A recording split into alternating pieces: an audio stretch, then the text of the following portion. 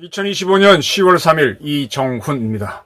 10월 3일인 개천절부터 긴 휴가 추석 명절이 시작됐습니다.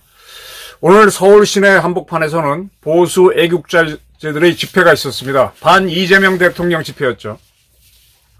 지금 이재명 정권은 반미를 노고로 하고 있습니다. 이렇게 반미로 갔다가 벌써 40년 전이네요. 1985년 플라자 합의로 기세가 꺾인 일본 꼴이 되지 않겠나. 일본 꼴이 된 후 미국에 굴복하고 미국을 붙잡을 것인가 하는 화두가 등장합니다. 지금 이재명 정부는 안보를 하자고 하는데 안보를 가장 값싸게 하는 방법이 한미동맹인데 이걸 걷어차고 있습니다. 이 추석 연휴를 맞아서 그 지긋지긋한 내란팔이 그만 살펴보고 잠시 국제 문제 좀 보겠습니다. 저는 이렇게 듣고 있어요. 지금 우리가 3,500억 달러를 미국에 투자한다라고 이재명 정부는 미국과 구두 합의를 했는데 미국이 자국에 투자해달라는 그런 검토는 한덕수 국무총리 겸 대통령 권한대행이 있을 때도 얘기가 나왔답니다. 그러니까 한 총리가 탄핵이 됐다가 다시 복귀했을 때 그때 미국이 이제 자기네 제조업하니까 그때 우리나라에서 검토했던 거는 또 미국에 통보했던 거는 한 1,000억 달러 정도의 투자였답니다. 미국이 4월 달에 무역 해방의 날 그러면서 이제 관세 정책을 펼쳤기 때문에 그 당시에는 우리는 한 1,000억 달러 정도는 우리가 미국에 투자해야 되지 않나 그렇게 미국과 의견을 교환했는데 5월 30날 선거인가요? 이재명 정부가 들어섰습니다. 그리고 나서 미국 대통령을 만나는 게 어려워졌었죠. G7에 갔는데 캐나다 G7에서 트럼프가 만나주지 않고 가버렸고 그러니까 그 다음엔 나토 정상회담 오라 그랬는데 이재명 대통령이 안 가버렸고 그러니까 한국 대통령이 미국 대통령을 만나지 못하면은 권력 유지가 어려워지죠.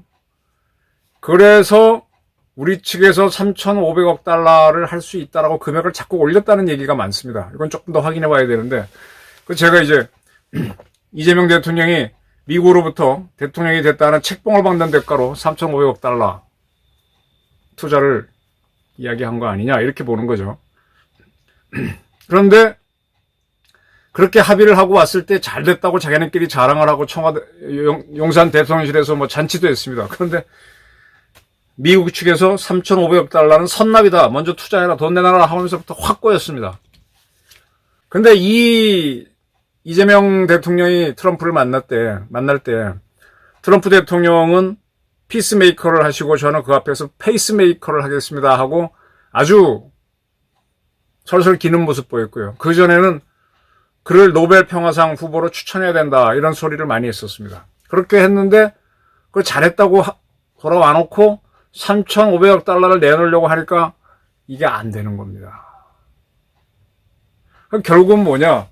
미국에서 안 만나주니까 스스로 돈을 올렸다가 앞뒤 재지 않고 했다가 지금 덜커덕 걸려버린 겁니다. 그 바람에 그의 숨겨놨던 반미 정서가 드러났고 더 노골화됐다는 거죠.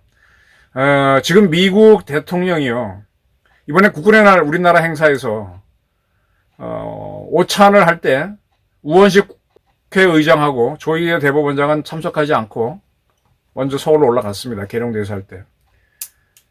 그거를 그 오찬을 주최한 국군 통수권자 이재명 대통령이 모르겠습니까? 다 보고가 올라오죠. 마찬가지로 지난번 유엔 본부가 있는 뉴욕에 갔을 때 트럼프가 유엔에 온 각 나라 정상을 초청했을 때 이재명 대통령만 안 갔습니다. 그 보고 당연히 올라가죠. 트럼프는요. 지난번 1기 정부 때는 CIA에다가 코리아 미션 센터를 설치하게 했습니다.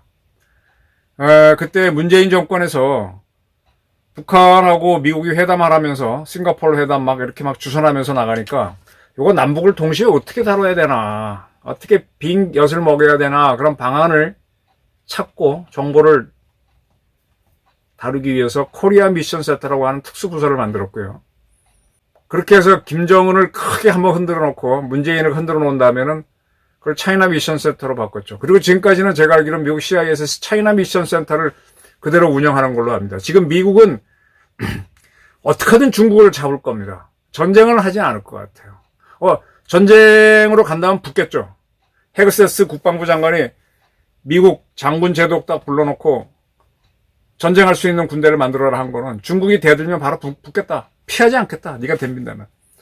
그러나 그 전까지는 대화를 할 것이고 지금 중국이 쭉 하는 걸 보면 중국도 미국하고 바로 붙는 걸 회피하고 있죠. 막 붙을 듯 하다가도 미국의 요구 조건을 받아들이면서 물러서고 합니다.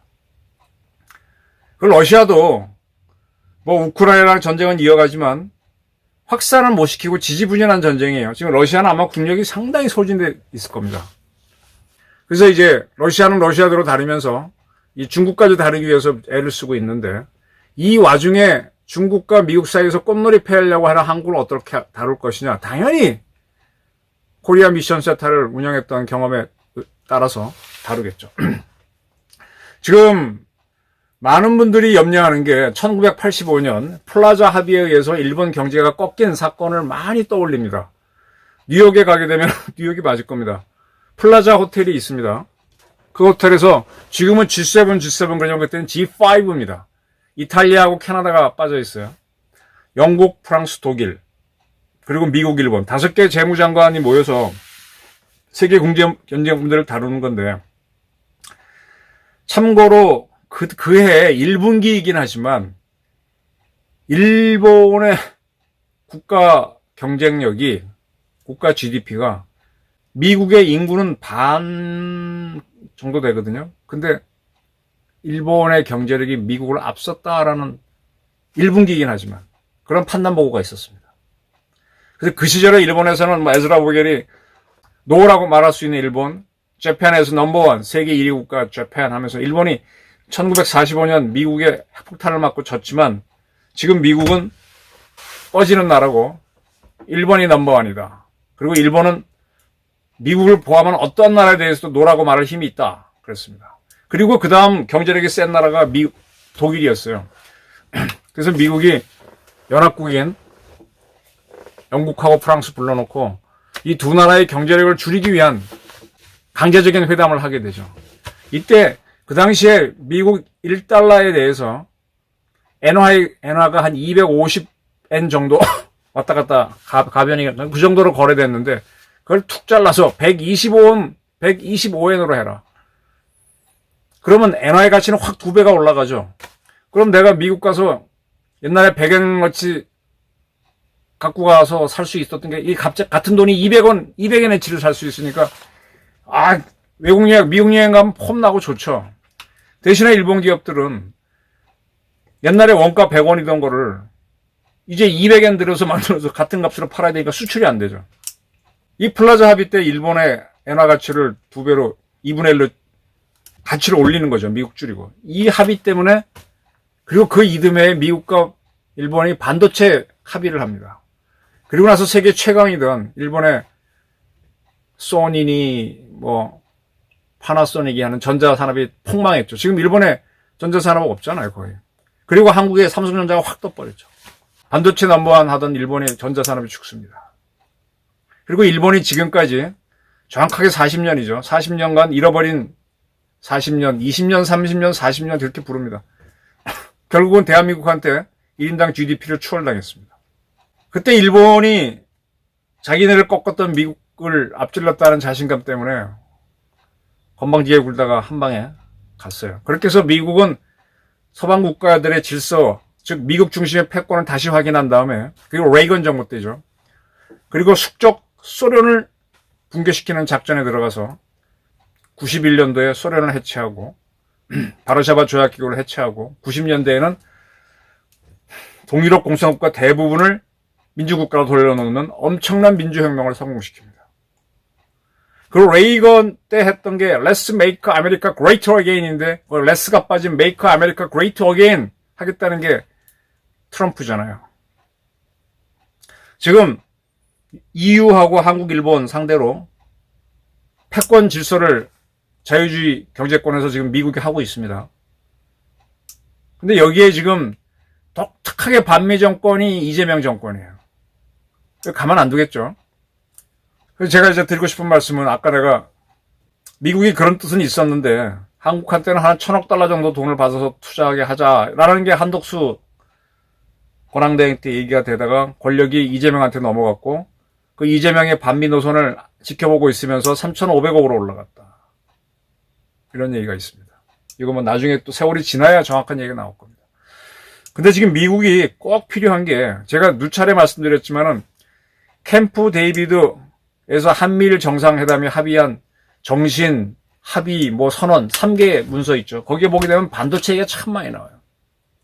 지금 미국이 앞으로 AI 산업을 키워나갈 때 가장 필요한 게 반도체, 좋은 메모리입니다. 근데 메모리 반도체를 가장 싸고 가장 잘 만드는 게 대한민국의 삼성전자예요. 어느 나라도 못 따라옵니다. 그래서 미국은 그게 필요합니다. 그래서 삼성전자한테 어떤 식으로든 해서 미국의 반도체 공장을 짓게 하죠. 그때까지는 좀 기다릴 거예요.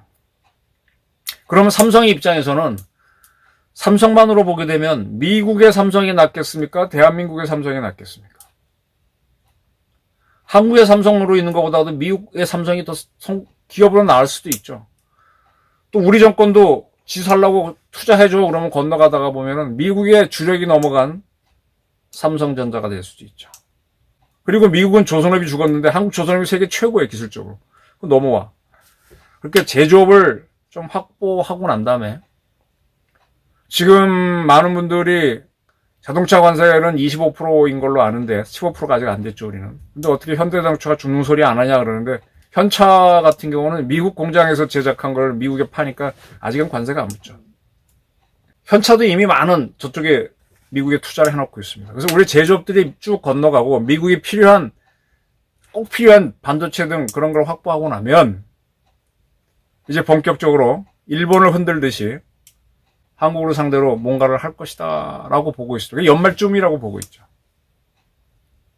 만약에 환율 문제로 들어와서 지금도 한국 원화가 좀 저평가되고 있다. 한 1,300원, 1,200원 정도가 돼야 되는데 지금 1,400원까지 갔잖아요. 근데 미국이 그게 아니다. 1,000원도 아니고 800원 정도로 해야 된다라고 하면은 처음엔 우리나라 사람들은 미국 가면 돈 펑펑 쓰기 좋지만 금방 수출이 마르면서 일본 꼴이 납니다. 이런 상황을 미국이 할 것이다 라는 예측이 많아요. 미국은 정말 반도체가 필요합니다. 앞으로 AI 산업 하려면 반도체가 굉장히 많이 필요해요. 반도체 필요하고 전기 필요한데 이재명 정권은 반도체에 대한 대책도 없고 전기는 한국 원자력이 세계 최강인데 원자력으로 전기를 만드는 게 아니라 값비싼 재생에너지를 하겠다. 참 이상하게 가고 있어요. 그런데다가 지금 러시아의 군사동맹이 벨라루시하고 북한인데 북한하고 잘 지내겠다. 그래서 민간인들이 북한하고 접촉하는 거 허가 받지 않고 해도 된다고 정동영 장관이 통일부 지침을 풀었고 앞으로 법도 바꾸겠다 그랬지 않습니까? 그러면 러시아를 지원하는 북한을 우리나라 기업들이 만들면 쌍방울처럼 돈 주거나 경기도지사 이재명처럼 돈 주거나 이렇게 해서 할 텐데 그거 가만히 보겠습니까?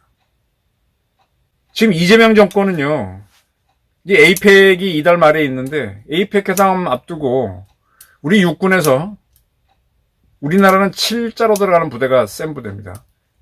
해군에서는 7기동함대가 제일 센 부대고 육군에서는 제7기동군단이 제일 셉니다. 이 기동군단은 전선을 맞지 않았어요.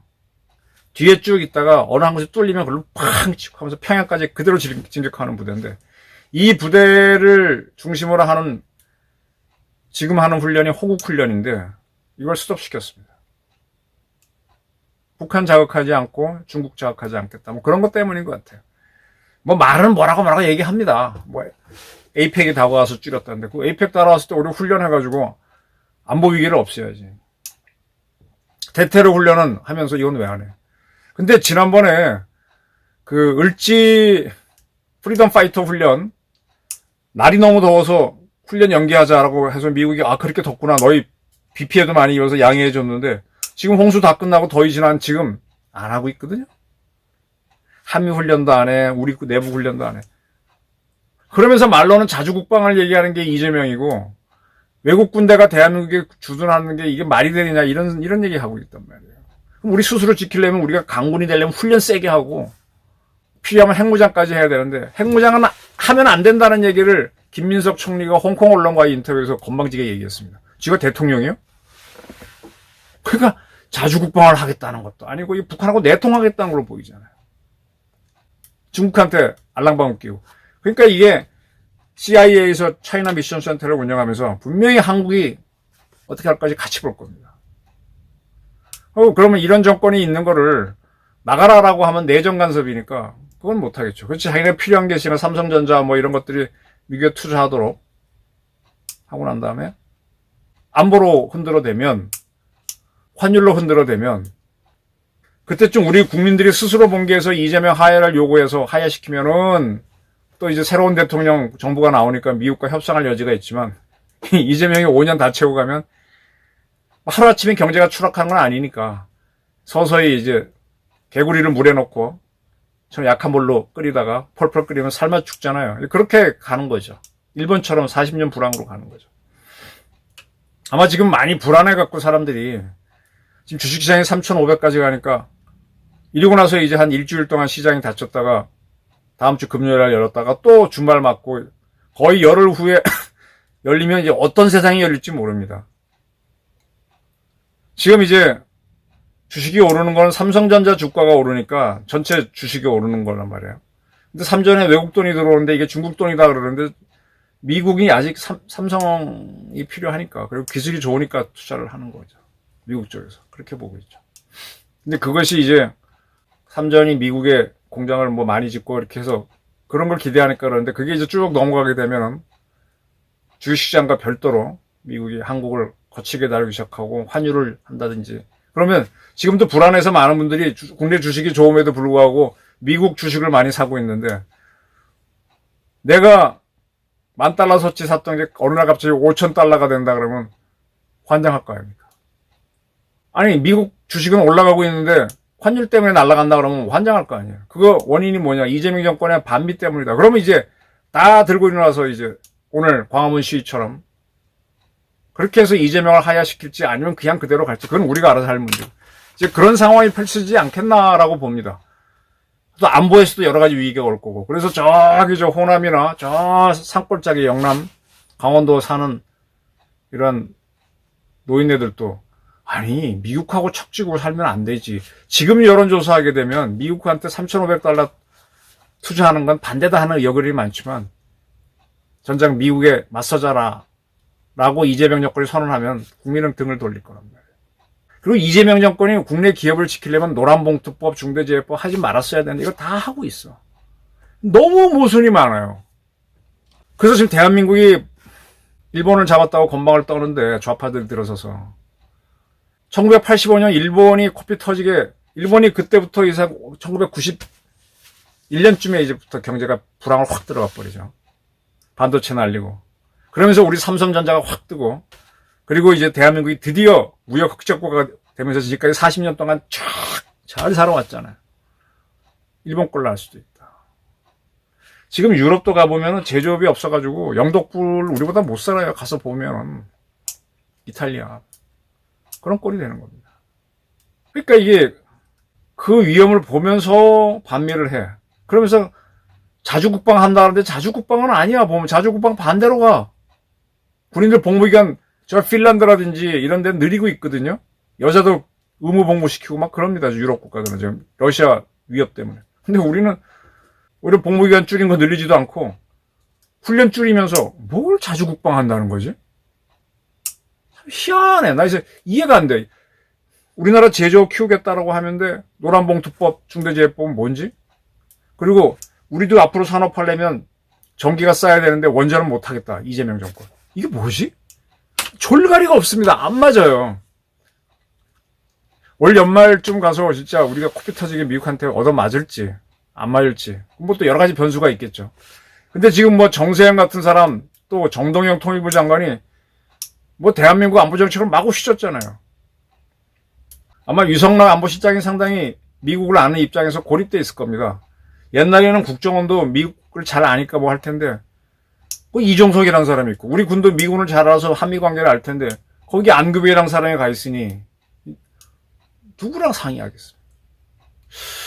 이번 추석 모임 자리에서 야, 우리가 일본 꼴 나는 거 아니야? 그때 일본이 미국한테 건방지게 굴었다가 40년 불황으로 갔는데 지금 일본 사람들 가끔 만나보세요. 일본 사람들 보면 참 이렇게 여려요. 그 일본 친구들 대학 나와서 처음 취직하면은 한국 돈으로 200만 원 봉급 못 받습니다. 아주 엘리트 동경대학 나온 친구들 아닌 다음에는 한 180만 원?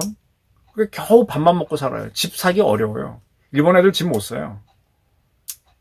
근데 우리는 지금 대기업 같은 경우 들어가게 되면 뭐 금방 1억 받잖아요. 연봉이.